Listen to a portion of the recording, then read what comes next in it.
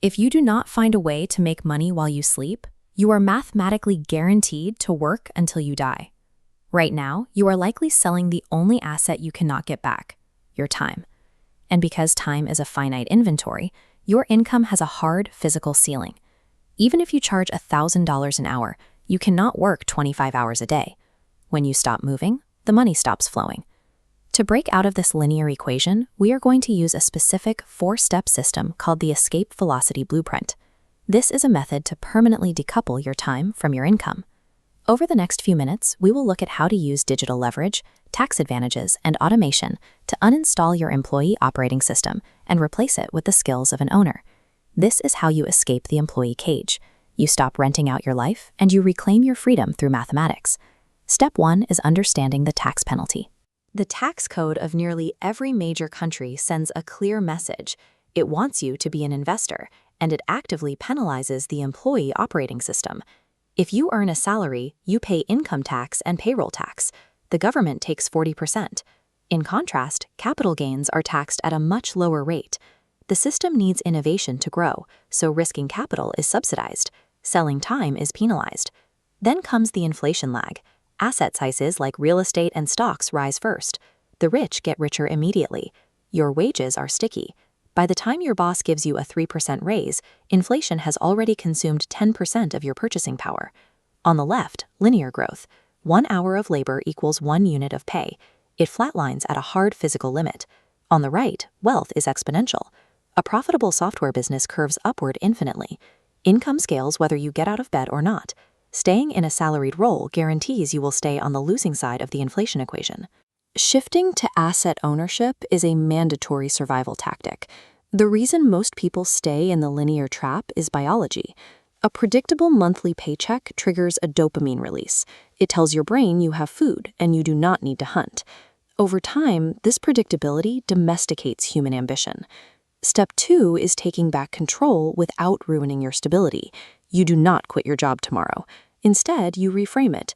Your current employer is strictly your first investor. That paycheck is just the cash flow blindly funding your escape. This is the Saturday morning CEO strategy. Employees spend weekends recovering. You will use this time to build. From Friday night to Monday morning, that is your real job. Those are your non-negotiable hours to write code, research stocks, and build your side business. As you start building, your company will likely try to pull you back in with a promotion. You must recognize this as a trap. A fancier title and a slight pay increase demand more of your mental energy and tighten the golden handcuffs. Wearing a busy badge of exhaustion for a corporation is not a sign of success. True productivity is ruthlessly protecting your free time so you can build your own escape vehicle. Step 3 is learning how to scale. Historically, if you wanted to generate wealth, you needed leverage. That meant hiring expensive employees to use labor leverage, or taking out risky bank loans for capital leverage. Both required permission. Today, we have a third kind of leverage. We call it zero marginal cost leverage.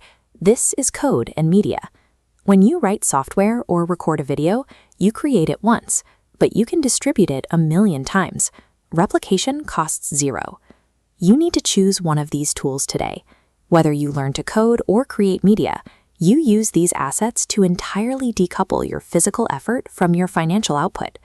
By deploying zero marginal cost leverage, you build a system that goes out into the wild and actively hunts for value, 24 hours a day, while you sleep. Now we reach step 4. To run the owner's operating system, you must stop looking at problems as tasks you need to complete and start building machines that solve those problems for you. You need to McDonaldize your project. You document exactly what you do. You automate everything with software. You outsource whatever manual work remains. Your goal is to make yourself useless to the daily operations. As your automated system generates cash flow, you funnel that money into the public stock market. You buy equity in established, scalable systems that other people have built. Think of every spare dollar as a soldier. Most people kill their soldiers on liabilities. The owner recruits them into an army. Invested soldiers capture more dollars for you. Soon you have thousands working relentlessly in the background. The owner eats last.